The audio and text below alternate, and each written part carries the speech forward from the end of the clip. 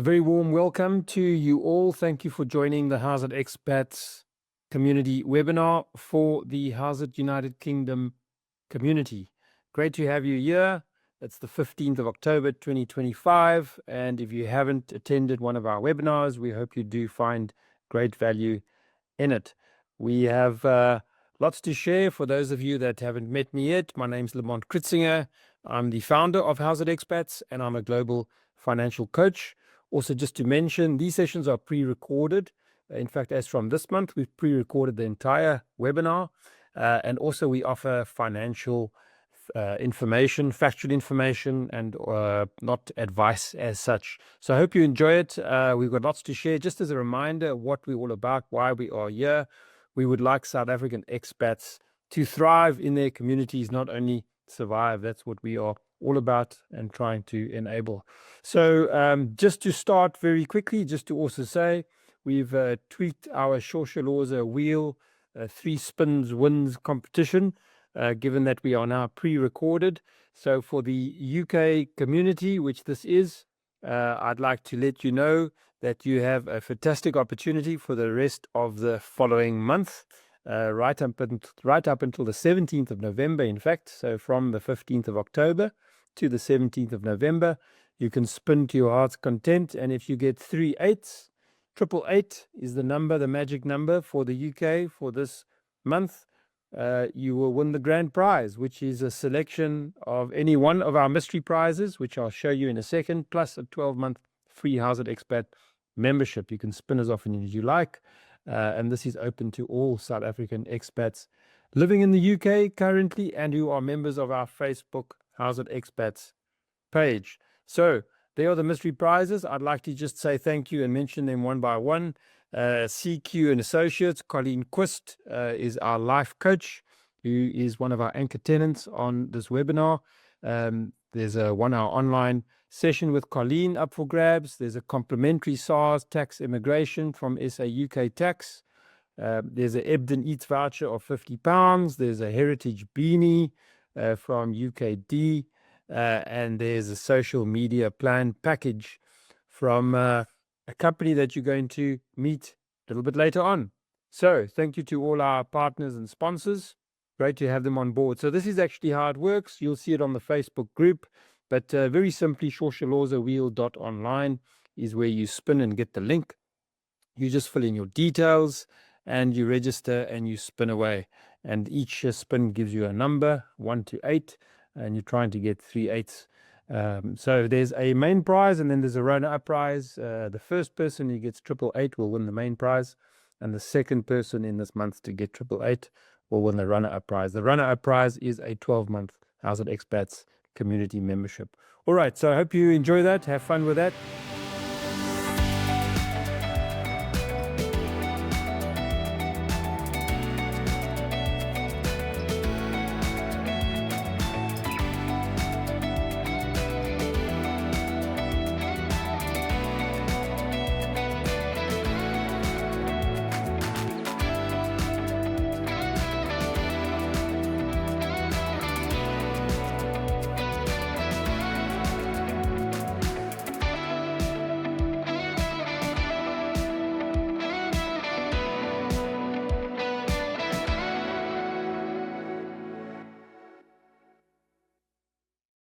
Just to quickly, before we start the agenda for today's webinar, just to say that we have a very active social media presence. We have a dedicated website for the United Kingdom, howzitunitedkingdom.co.uk.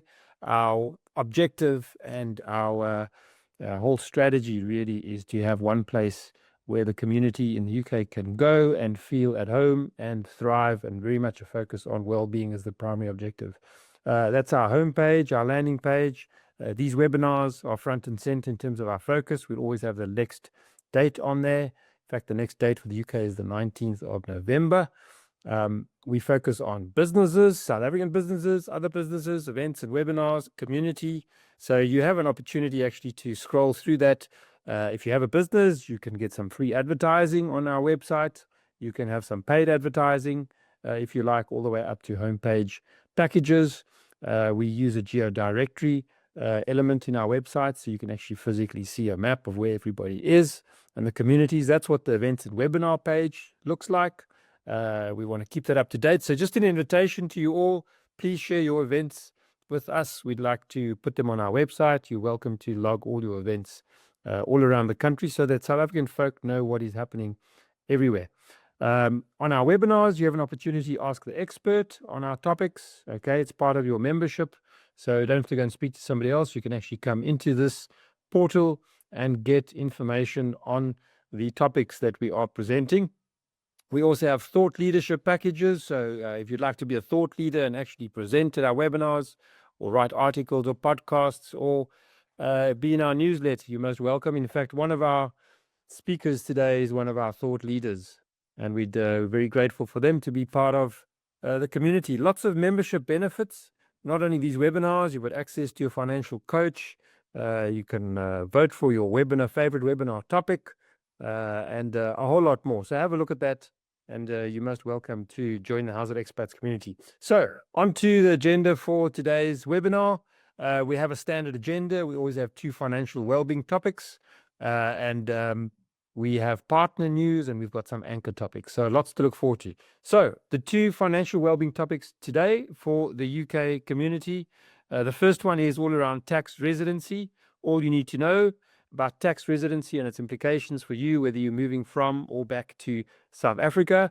That's a really, really important session, which you're going to hear about in a second. And then we also have the session on transferring funds to and from South Africa.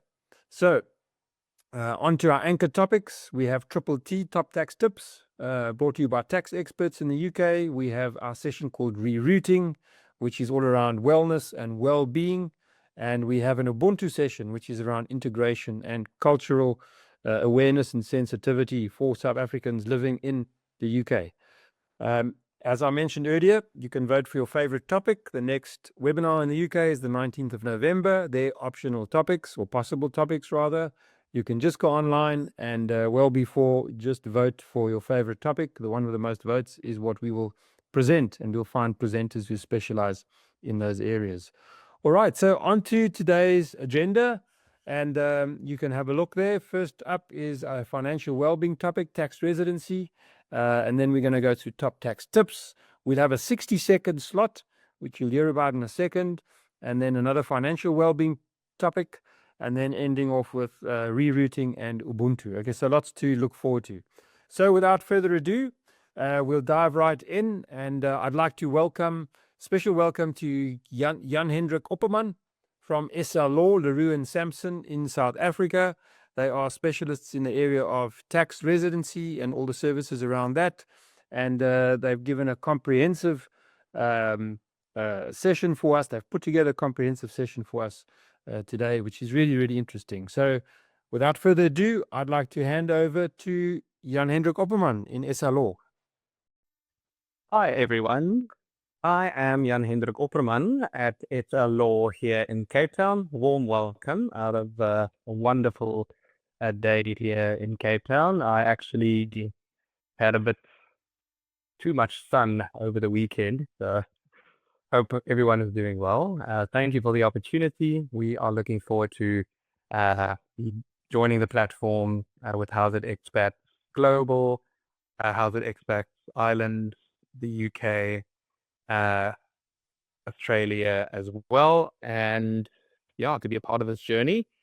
As today's topic is tax residency for expats, I thought I'd just like to quickly take you through a few points of consideration regarding this topic. And quickly, this talk will touch on just why tax residency matters. Secondly, how South Africa determines tax residency, becoming a tax resident in the new country. Fourthly, the double taxation agreement between countries, the financial and practical implications around all this, and then just a few key takeaways regarding all of it. So quickly to touch on, understanding tax residency. I understand everyone here has already left South Africa. Primarily, I assume everyone has already. You're sitting overseas from our perspective, and you have left behind your life in South Africa, obviously, on a case by case basis. But majority of you are living abroad, even though you're from South Africa. Now, what we can talk about quickly is when we talk about tax residency, a lot of South Africans abroad confuse it with citizenship or the passport that they hold. But these are completely different things. So your citizenship is about your legal nationality. This is about where your right is to live in, work in, and get a passport from a country. It doesn't determine where you pay tax. So your citizenship is about your right to live in, work in, or get a passport from a country. Your tax residency, on the other hand, is about where a country considers you to be based for tax purposes. It's not about what passport you hold, but rather where you live your life. Um, so this includes where your income is earned, where your assets sit, and where your personal and economic ties are stronger. So why does this even matter? It obviously matters because tax residency determines which country gets to tax your income. So if you're still considered a tax resident in South Africa, SARS can tax your worldwide income, meaning everything you earn abroad from your salary in London or in Sydney or in Dublin to investment income and rental income anywhere offshore. So this often catches some expats off guard because many assume, of course, that once they've left South Africa, started a new job overseas, and open a foreign bank account, they've automatically stopped being tax residents. But unfortunately, in South Africa's system, it doesn't happen automatically. You remain tax resident until you formally break it, which is a process in itself.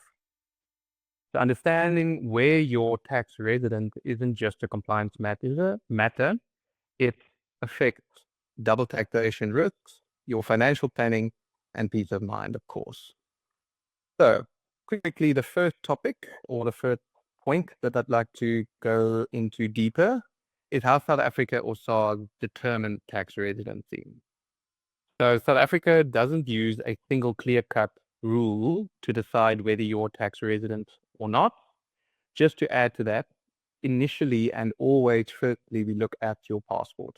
So if you even have obtained your new passport overseas, that will obviously still always reflect if you were born in South Africa, place of birth, South Africa.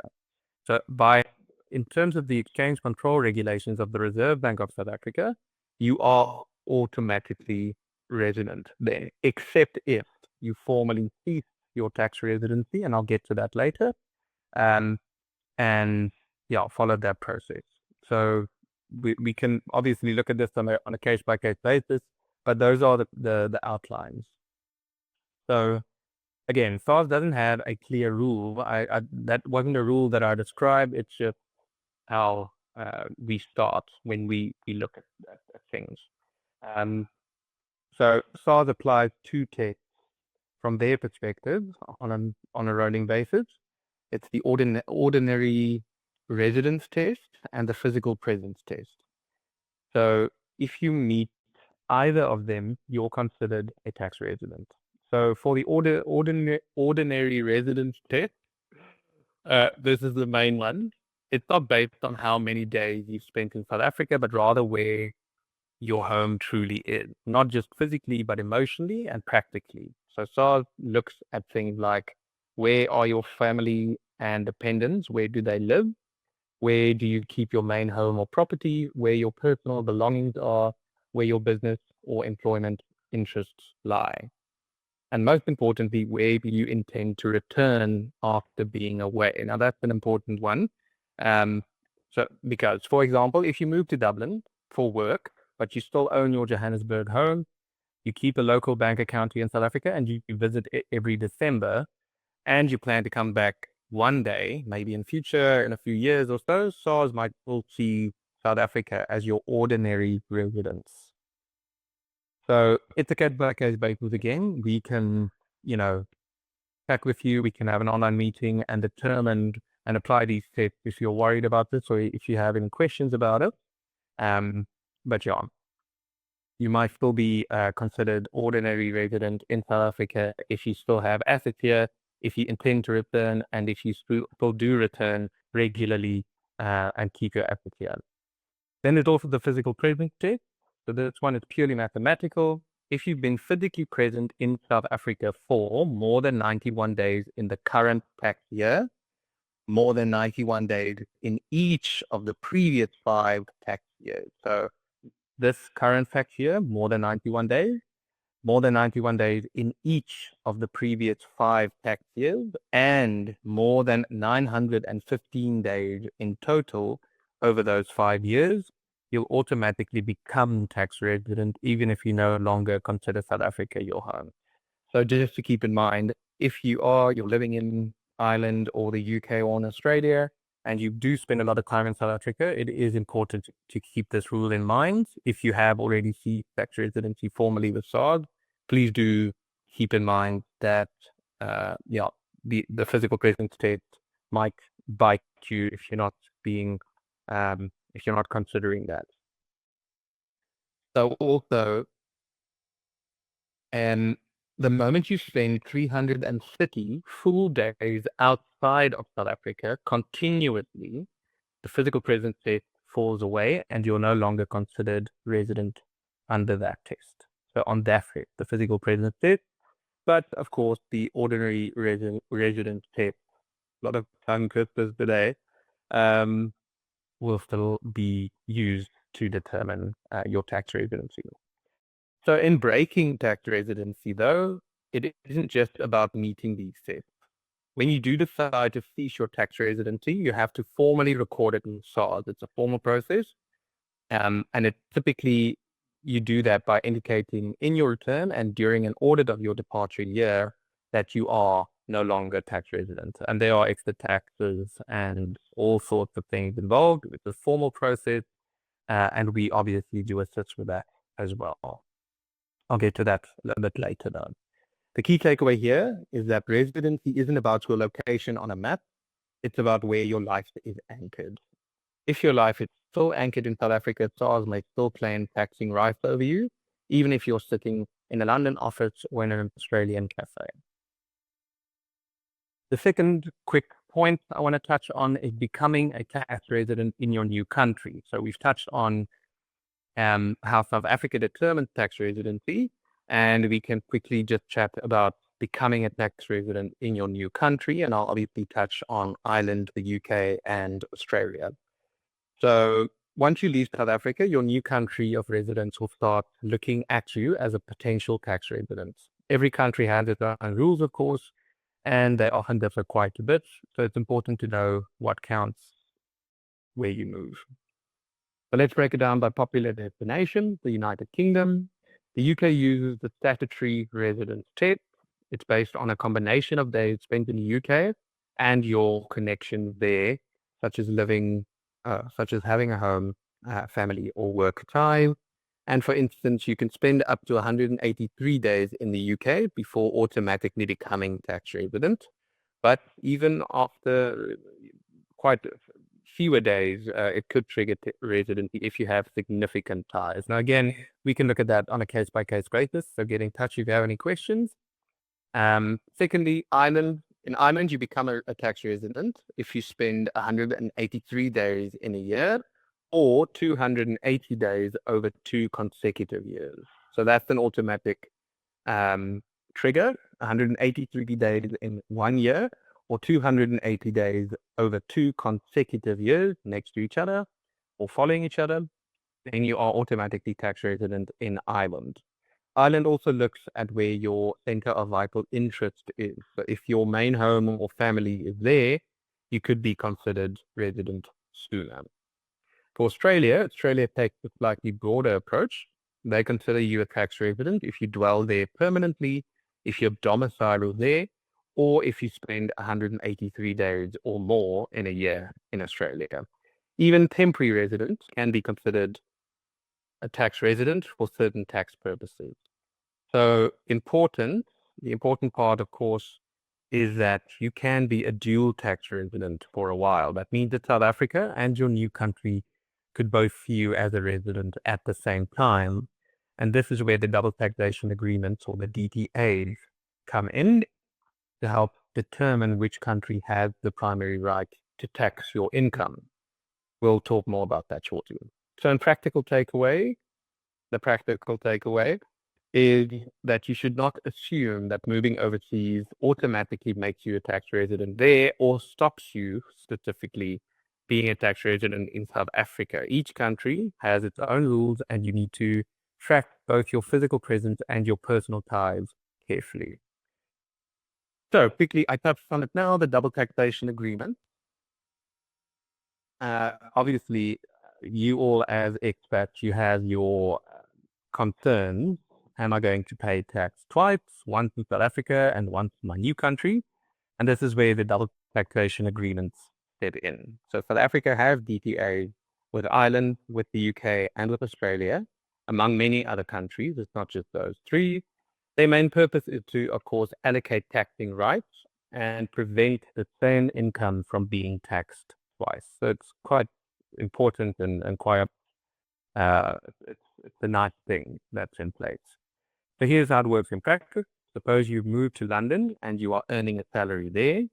The UK taxes that salary based on the UK taxes that salary because you're now a tax resident there. If you're still considered a tax resident in South Africa, however, SARS could also want to tax the same income. But because we have a double taxation agreement with the UK, South Africa and the UK, either by exempting the foreign income from tax or giving a tax credit for the tax that you've already paid in the UK, South Africa provides relief. So you can prove that you've paid tax on your salary in the UK and your tax resident there, then you can provide that proof to SARS, and SARS will credit you on your worldwide income using that credit. Well, they will give you that credit, and you won't have to pay it again to SARS as well. The DTA also help in these situations where you might have dual residency, and they include tiebreaker rules, which look at things like where your permanent home is, where your personal and economic interests lie, where you spend most of your time, and your nationality.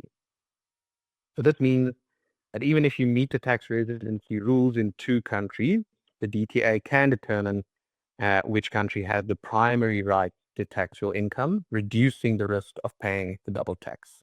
A key tip for expats is that you should keep records of your time abroad, your employment, and your ties in both countries. It makes it easier to claim relief and defend your tax position if SARS or the Foreign Tax Authority asks any questions. So I'll also quickly touch on the financial and practical implications for expats. So leaving South Africa isn't just a change of scenery, it can have real financial consequences. Here's what every expat should know. So firstly, the exit tax, or deemed capital gain tax. So when you formally seek South African tax residency, when you formally teach your South African tax residency, SARS treats your worldwide assets as if you sold them on the day that you leave. So it's a snapshot essentially of your position, your tax on any capital gains accrued up to that point. Certain assets are exempt, like the South African retirement funds, but it's crucial to get advice on this. Exit tax can be a big surprise if you're not prepared. Obviously, all of you guys have already left, but again, if you have any unresolved issues or ties to South Africa or to any other jurisdiction for that matter, it's very good to get in touch and we can have a discussion on these topics. Secondly, retirement funds and pensions. Your retirement annuities and pension funds in South Africa may continue to grow tax deferred. Contributions or withdrawals while abroad can trigger tax implications both locally and in your new country. And professional planning obviously helps you to navigate that. Just on that note quickly, even if you're leaving South Africa, you have sold all your assets, you're done, you're not coming back, you want to cease your tax residency completely in South Africa, and you want to become a tax non-resident in South Africa, completely no ties to SARS, and you have say a retirement annuity. If we complete that whole process, we calculate the exit tax and all of that, and we get the confirmation from SARS finally, ceased to be tax resident form, where they confirm that Mr. Jan Hendrik Opperman, ID number, has ceased to be tax resident as at this date. Your retirement annuity in South Africa needs to stay in South Africa, will accrue its interest and grow, but you cannot access it. You cannot take it offshore for 3 years. That's just an example.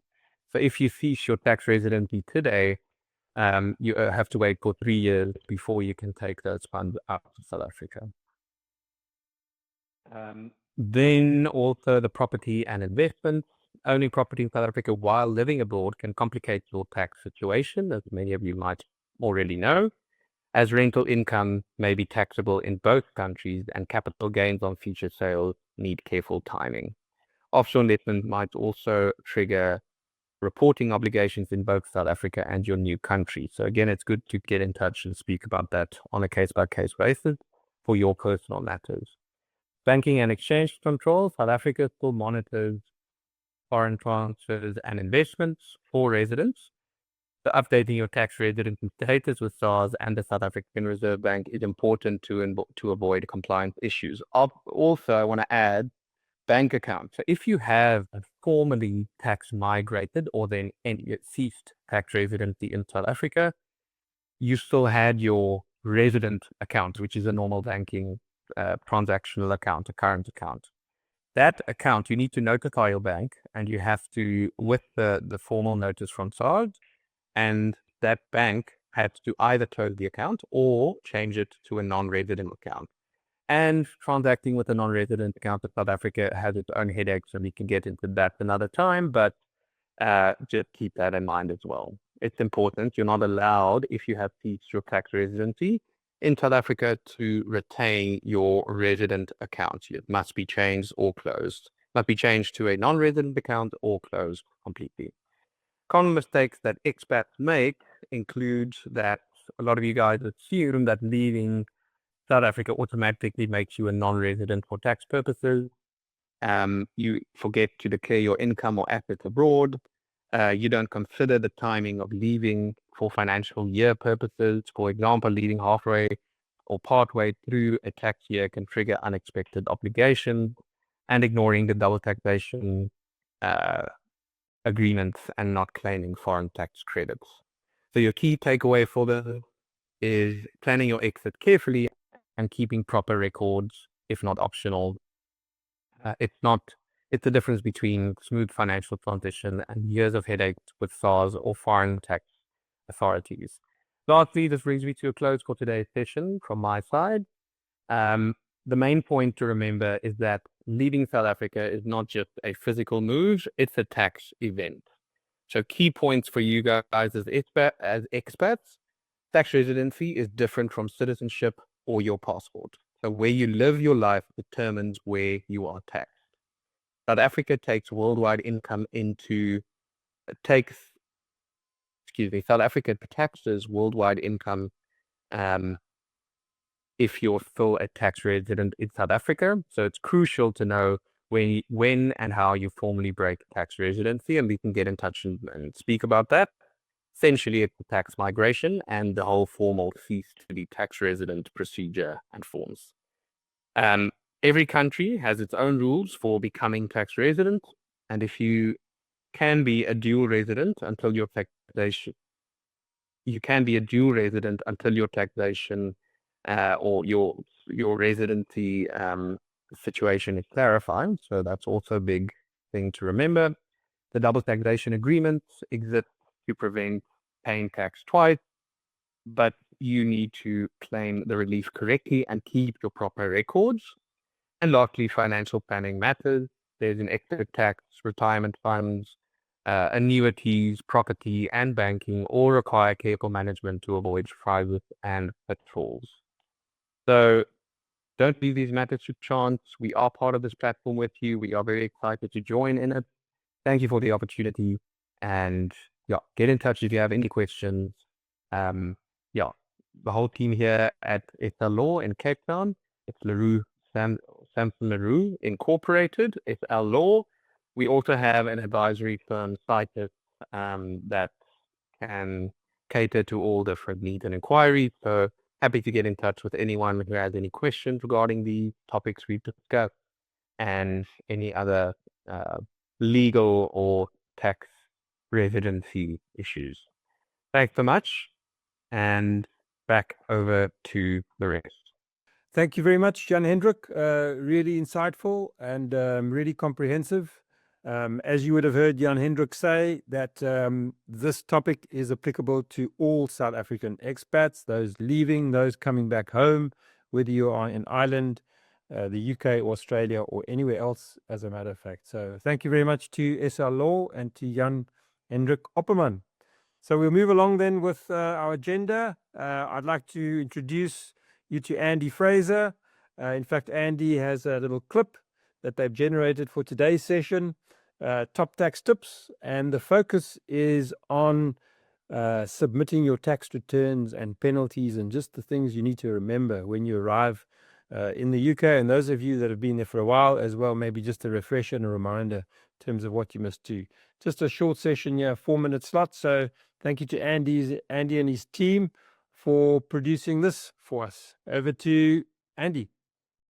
Every year, millions in the UK file tax returns, but missing deadlines can be costly. Today, we are going to look, briefly, at how to navigate this process seamlessly and avoid unnecessary penalties and interest.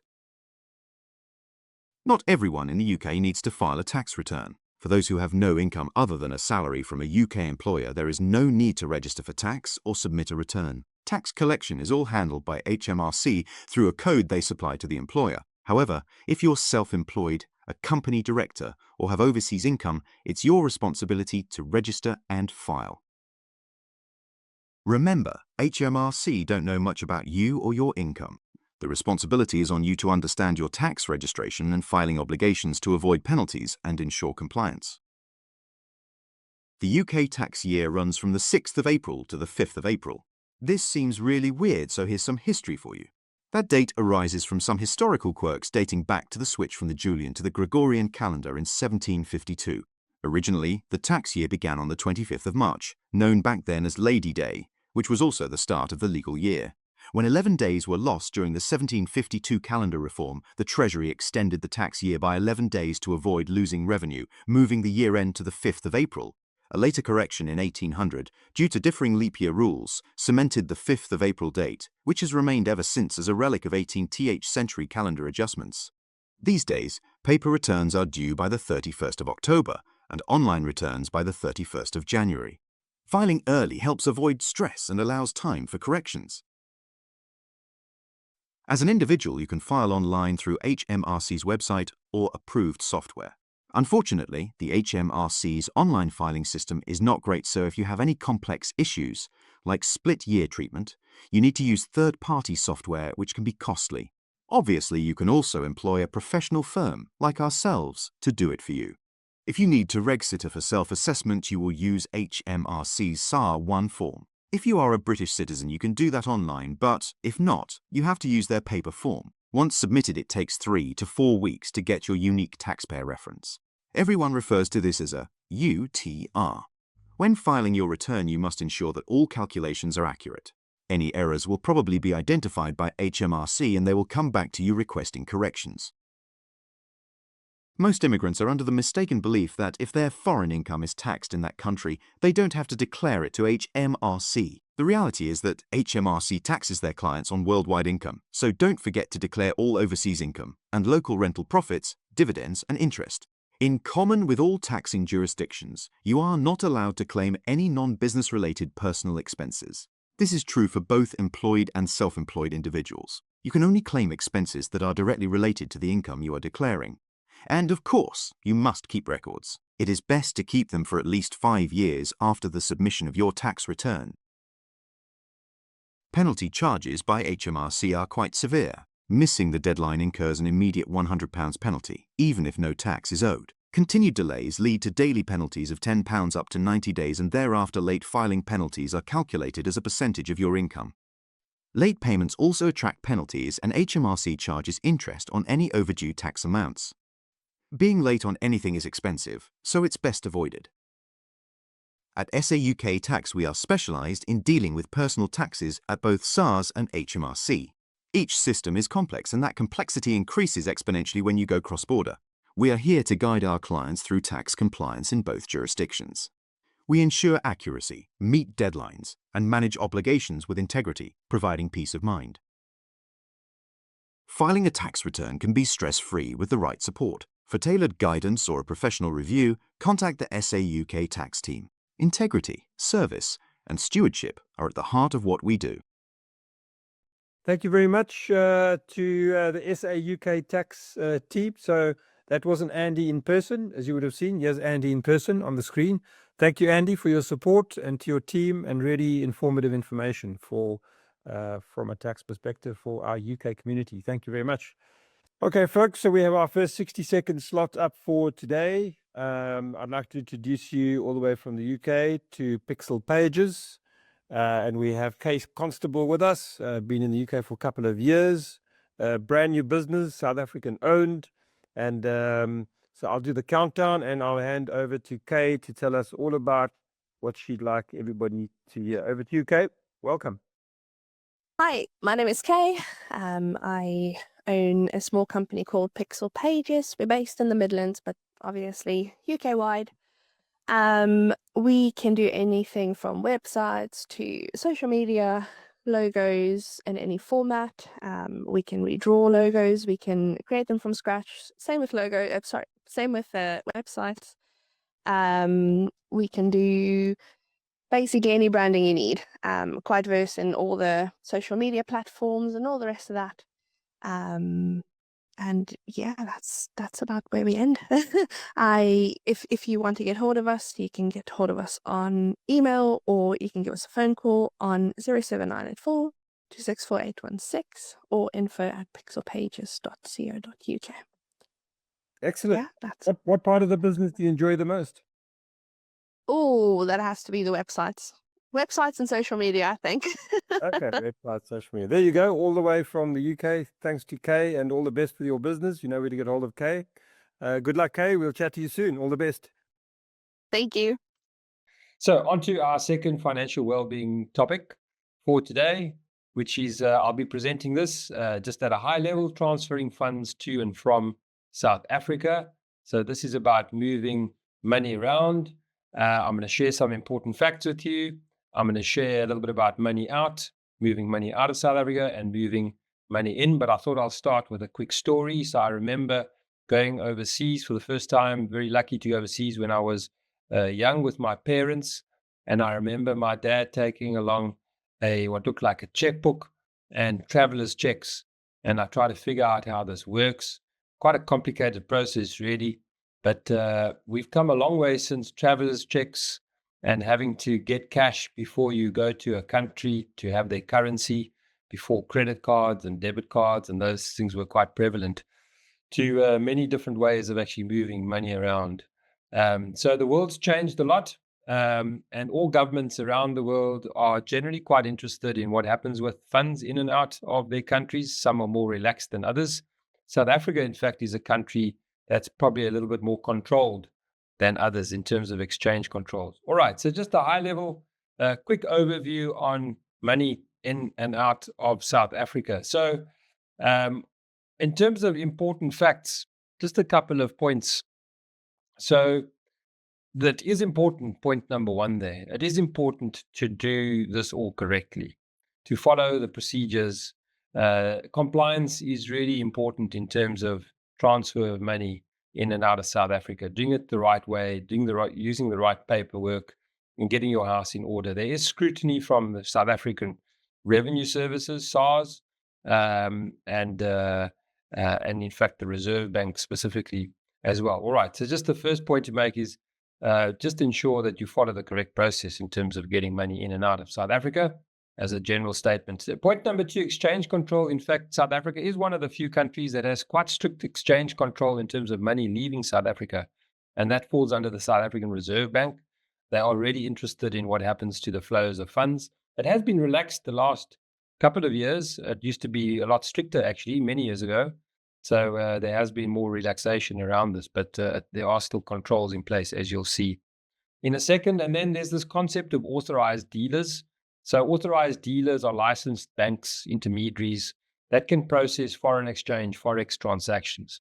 Also important that you actually deal with the right kind of entities and people who are authorized dealers and able to do this from a South African perspective. Tax residency status does play a role in terms of different rules and different procedures that govern the flow of funds. So whether you are still a tax resident with SARS in South Africa, or whether you ceased tax residency formally through a process, then that can impact the rules and the restrictions in terms of the flow of funds. There are differences there. So important to take note of that. Transparency is a very important principle when it comes to the flow of funds. There isn't really a way around. You can't hide these transactions. They need to be transparent, and there are a lot of people that are interested in tracking them, etc. All right, so that's just the overall principle as well. And then some of the key role players, there are a lot of different entities that actually move money around for you and different ways you can do it these days. You don't have to use traveler's checks anymore, like we did many years ago. So commercial banks, so in South Africa, the larger banks are involved in this. You get banks that specialize a bit more in terms of forex and foreign exchange transfers. And then you get specialized forex providers, okay, quite a few of them around who focus just on these transactions. And then there are a lot of online platforms that have mushroomed, I'd say, the last certainly 5 years or so. I think from a 5 to 10 years from a transfer of money perspective. Offshore accounts as well. Now possible to have offshore accounts which you can use to transact in certain ways within certain guidelines and rules. All right, so those are just a couple of the facts that I wanted to highlight just to share what is important. So let's talk about money out. So the needs here are people such as expats who emigrate, sell their house, cash in their retirement annuity that they can now take after 3 years since when they left, and they want to get funds to Australia or the UK or wherever it might be. Supporting family overseas, so you might not have emigrated, you're in South Africa, you just want to send some money across, and also investing abroad. So you want to diversify your investments and actually put money offshore in a different currency, in euros or dollars or pounds or whatever it may be.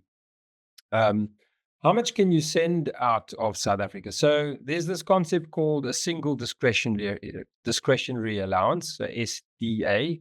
That's 1 million rand per adult in a calendar year. So this doesn't need any specific sign-offs or approvals from anybody.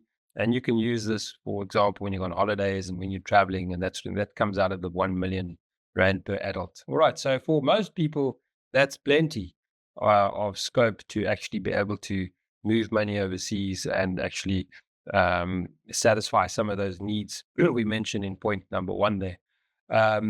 If there's a bigger need, there's an allowance called Foreign Investment Allowance, FIA, which is another 10 million rand in a calendar year per adult. And there are specific processes in place for that, SARS clearance, tax compliance, all these things come into play if you want to send larger amounts overseas, okay, money going out. So very important to note that generally with the flow of money, the source of funds is a focus area and something that institutions want to know. So we all know about money laundering, taking clean money and taking dirty money and making it clean rather through a process of layering or washing. You get all these different kinds of concepts. So SARS is very focused on specific procedures required for taking larger amounts out of South Africa. Their point number 5 there, their concept's called tax compliance status, TCS it's called, and there's a thing called TCS PIN. All these are procedures and requirements and controls that are in place to actually ensure that when people take money overseas, their tax affairs are in order and everything's above board. Lastly, just to mention in terms of taking money out, planning is really quite important, especially for larger amounts. planning and timing and getting advice for larger transactions from the appropriate people is normally a good idea, so that you you don't do the wrong thing and you do it in the right way. All right, so that's just very high level on transferring money out. Money in, it's a lot simpler in terms of getting money into South Africa. There are actually no limits or restrictions in terms of bringing money back into South Africa for anybody. But transparency, again, is always the principle. Okay, so people want to know where does the money come from. Money laundering is always that issue. Doesn't matter which direction the money goes to, if it goes in or out. Source of funds needs to be declared to SARS and the South African Reserve Bank, so they can track the source of funds. And then timing in terms of money in and out, really. Exchange rate volatility. The rand can be quite volatile, so certainly for large amounts, bringing it in again, you want to try and see how's the rand doing versus the currency, where the money is, how's it at the moment. Okay, so that was a whistle stop tour, really just very high level in terms of funds and transfer of funds and flowing in and out of South Africa. Really important for expats and want-to-be expats to take care of and to get to the right partner to help them in terms of your needs. All right, so that's the end of that session. So up next, I'd like to welcome Colleen Quist from South Africa. Colleen does our rerouting session on our webinars. A really important session, focusing on the changes involved in being an expat, the move, and very focused on our well-being as expats. So Colleen, thank you very much for your slot. Over to you. Howzit Expats, I'm Colleen Quist with Rerooting. Rerooting is important because we need to understand that it's not about digging up our old South African roots and having to relocate them and starting again. We can take them with. And so that's why this podcast is called Rerooting. Today I wanted to speak to you about curiosity, about understanding that curiosity is something that can really help you with your new country.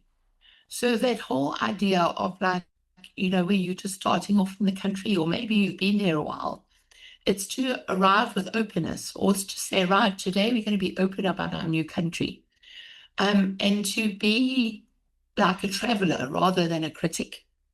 Often what happens is we compare something that we knew in South Africa with something in our new country, and we decide that different is wrong. And really we need to understand that different is not wrong. So it's important then that we ask, we don't assume. So be curious about why things are done differently.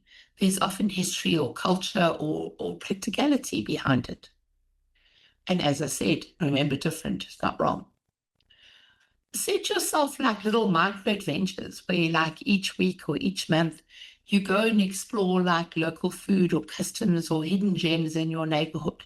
Make a point of meeting the locals, hanging out somewhere with them, going to, set yourself a challenge of saying, okay, let's go try some new food every single week or every month.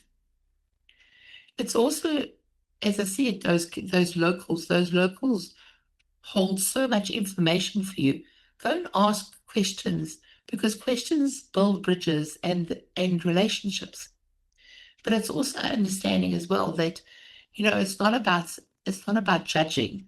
So curiosity is not judgment. Curiosity is, okay, how come is it like this? As opposed to, oh, this is like that. Oh no, this is wrong. So yes, curiosity softens culture, because you're also finding that whole culture shock of, oh, this is different. Oh no, I'll never integrate here. So beware of judgment. So let me ask you, what has surprised you about your new country so far? We'd love to hear. I'd love to hear from you. Howzit Expats would love to hear from you. And where could you lean into curiosity instead of frustration this week? Where could you go and explore and say, hey, let's go on an adventure. Let's go and, imagine that you were actually a tourist in a country. When we're tourists in countries, we do go explore.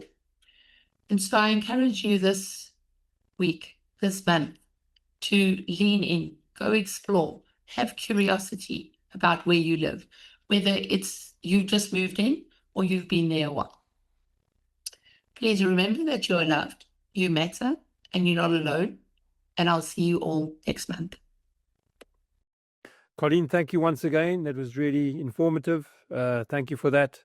And if anybody needs to get in touch with Colleen, you know where to get hold of her. Thanks, Colleen. We'll see you next month. So then our last agenda item for today, our Ubuntu session, and this is presented by Andy Cops, who's been in the UK for a number of years. So I'll hand right over to Andy. Thank you, Andy. Hey guys, it's Andy again. Or should I say, Howzit UK? I want to talk today about our stuff, all our belongings that we bring across from South Africa to the UK, and perhaps even over the years living in the UK, you start to build up. I know when my wife and I first got married and we started buying things for our home in South Africa, we moved across the UK in 2001, and because we had bought all these things, we thought, no, we need to bring them with us. So we packed up a lot and we shipped it across. And I remember a friend that lived in South Africa, and she was from the UK, and she said to us, she said, Andy, don't take all your clothes, because you're going to find, because of the weather and also the fashion trends are different, you are going to change your entire wardrobe. And we were a little bit, no, we've got good clothes, we're not going to do that. And we brought everything across. And, well, Melanie was right. We actually ended up donating a lot of the clothes that we brought over. And furniture, oh my goodness me. You spend a lot of money on furniture in South Africa, and you think, no, I'm going to bring it across. You bring it across, you find it doesn't fit in the house or the flat or apartment, whatever it is that you're moving into, doesn't fit. So you think, okay, well, this is something we did. Let's put it in storage. And we'll put some other stuff in storage to free up space. I wish we had never even gone down the road of using storage facilities, because we never benefited from that. I think we would have, especially financially, benefited if we had just got rid of the stuff and made good with what we had, or if we acquired something smaller for the house that we were living in at the time, because we ended up getting rid of an incredible amount of furniture. There was one time in a house we actually tried to not force, but we got the furniture in, but it just took up so much space. And we had that for a long time. You know, we have 3 kids, so you know, we had all this furniture in the house, and we started to get all the things that come with having a family. And before we knew it, the house was just cluttered. And I didn't realize the impact that this would have on my well-being. And you know, growing up in South Africa, you're used to space, you are used to, you know, how do I say it? You know, a functional space, clean, tidy. You know, it was just something that I was accustomed to. And living in the UK, you realize, well, if you're fortunate to have a cleaner coming in every day, then great. But for many people, you got to get on and do the cleaning yourself. And I found that when you have space, it's so much easier to clean. But also going back to the mental well-being side of things, I've come to appreciate, and this is like 24 years later, that space is worth so much more than having something in that space. And, you know, I've also come to appreciate that you want good quality furniture. You don't have to buy new. And in the UK, you can go to a charity shop and you can pick up stuff, you know, really well made and good quality wood. And with a little bit of upcycling and DIY, you can make most things look really good. And you can restore them to pretty much looking like new. So I'm going to leave that with you for now. All right. If you'd like to share your story, how have you found managing clutter? Have you embraced minimalism? I don't know. But you're welcome to contact me on my website. It's andycops.com/contact. You can scan the QR code and connect with me on LinkedIn. Or why don't you just leave a message below? And your stories. All right. Okay, guys. Take care. Bye. Thank you, Andy, for that. Really interesting session. Really enjoyed that, and quite topical, making space for the things in your life. And when you're moving, lots of things to consider in terms of what you need to keep and take with you from a material perspective. So thank you very much for that. So just ending off today's webinar then, just as a reminder, you are all most welcome to join our community. We have a lot of benefits, a lot of activities, a lot of information, and you're most welcome to join. It's only $9.90 a month or 99 euros per year. And we'd love to see you on these webinars and taking part in our events. So the ostriches have just become quite a bit more curious, wanting to know about the South African expats around the world. You may have seen in social media just recently, Howzit Expats has launched a Wellbeing barometer so that we can measure the drivers of success and challenge for South African expats all over the world. Not just existing expats, also those moving, currently moving, or thinking about moving in the next 18 months, and those that have returned home. Very little data around this, and we're actually partnering with some expert companies in these fields. Ask Africa is one of them. They are benchmark gurus and experts in South Africa with brands and from a service perspective, and they're now getting involved with Howzit Expats from a well-being perspective, and we're also partnering with Sensory Intelligence. This is what it's all about. In fact, Mental Health Day was just recently celebrated on the 10th of October. And in a nutshell, we want to understand through a survey, which is completely anonymous, takes about 15 minutes or so. We want to understand what is happening around the world with South African expats, more than 1 million of them around the world. There's also a short video that you can have a look and hear more from Ask Africa, Sensory Intelligence, and myself. So you're all invited. Please take part. We'll be closing it in a couple of weeks' time. So please share this with all expats that you know of. Just to end off then, we are busy with a couple more videos for the juniors, the youth, around financial education using AI videos. We'll be releasing quite a few more shortly. You'll be seeing those. So if you've enjoyed this webinar, thank you very much for your attendance. Please tell your South African friends. We are featuring quite prominently now on social media. You can have a look at our website, Howzit United Kingdom, and then our global website, howzitexpats.com. We have campaigns running at the moment. For those of you in Northern Ireland, Uncle Bok, you might know, in Ireland, a distributor of great meat products.